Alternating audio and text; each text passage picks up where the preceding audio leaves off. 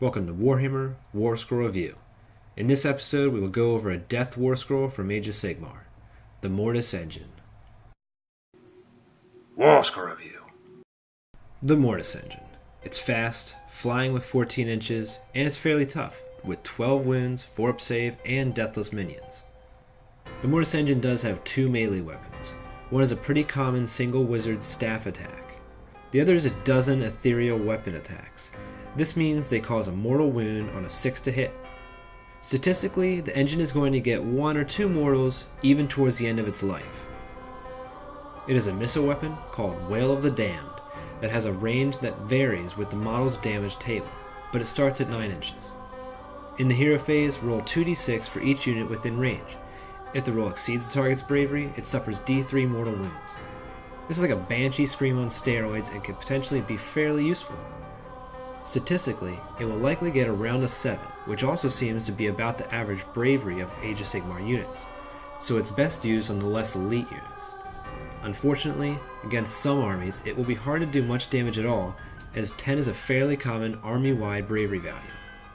But then again, if it can cover enough units, it is bound to do some damage. The Reliquary is another source of mortal wounds from the engine. It's a one-use ability that heals all death units d3 wounds and damages other models d3 mortal wounds 4d6 inches away. The range is pretty random, but can be expected to roll a bit over 10 inches. This obviously works great with the Wail of the Damned, spitting out mortal wounds to multiple units at once, but it is a bit better as it's automatic and will often have a better range. To top off the engine, it adds +1 to friendly Death Wizards casting rolls, and -1 from opponents within 12 inches. Death obviously loves this ability, as most of their armies are wizard friendly. The -1 from casting will keep wizards away from the engine and can really come in handy. Being as all its abilities have an extremely short range and affect multiple units, the best place for a Mortis Engine is in the middle of the opponent's army. Getting it there and keeping it there is the hard part. The glaring problem is that almost all of its abilities occur in the hero phase, meaning it has to survive a turn in the opponent's attacks and stay close enough since the opponent may get a turn to react. If it does survive, it could potentially be putting out 6 mortal wounds to multiple surrounding units, and an additional 2 more on average to a single target it charges. On average, if all its abilities go off, it could still do 4 mortals to multiple units and 6 to 1 unit, so it really can put out some damage if used correctly. The Mortis Engine's movement is fairly large and it flies, so it can get behind enemy units. The best way to deliver it may be to float along near something that is a higher priority target with relative safety. When the bigger and better death unit engages, the engine can fly to an advantageous spot to set off all its area of effect abilities. Maybe some large units that can engage as many targets as possible is the best route to supporting the engine.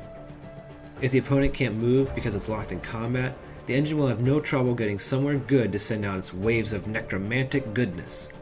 Also worth taking into account is the engine's size. It's huge, and can be used to block the opponent's escape. While it waits to get in range, it can still be giving out its +1 to cast on some death wizards. When it does get in close, don't forget to try to squeeze in an enemy wizard or 2 in the range of its -1 to enemy casting. The Mortis Engine can also fly ahead of the army and be put in a threatening spot so the opponent has to deal with it, leaving your more important units free to move across the table. This trick may be better with 2 to make it hard for the opponent to move out of range or kill them both.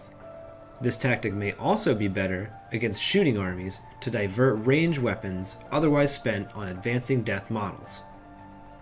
When using them by themselves, away from the rest of the army, remember they will not have deathless minions and will thus not be hard to take down. In any case, if the death player has any control over the turn order, second is likely the best to hope for a double turn, making the engine much more potent and alleviating any worries about the engine not staying effective after it gets in position. These models are fairly cheap for a behemoth, clocking in at 180 points, so don't rule out taking multiples to make sure there is overlap. Lord of the Night is always a good command trait to give a death general, and being around it will benefit the Mortis Engine as much as any other unit. Master of the Black Arts also complements the engine's ability to increase nearby death wizards' casting rolls by 1. Together, it can make a fairly potent spellcaster.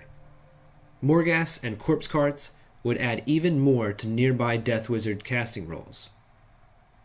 Though not directly influencing damage or durability, there is quite a few different death units that synergize well with the Mortis Engine.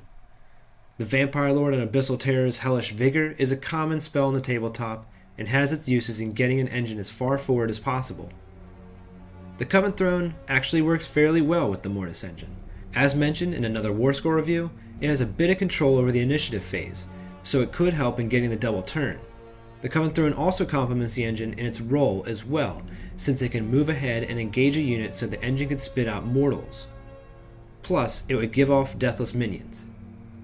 Manfred has a spell similar in effect to the engine that puts out mortal wounds within an area of effect, and could easily be used in tandem with it. Nagash will often be the best unit to synergize with a death unit, and he doesn't disappoint in this case.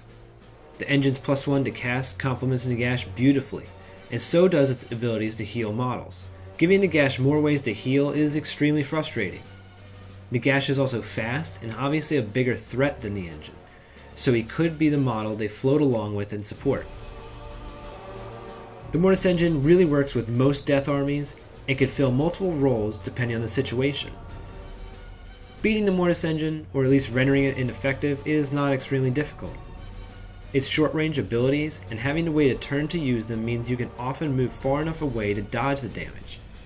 It's not too tough, and all its abilities go down as it takes damage, so every bit helps. With that said, the Mortis Engine receives a 3 out of 5.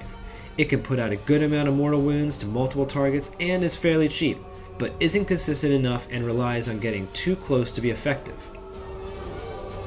What do you think of the Mortis Engine? What Warscrolls are you interested in hearing about?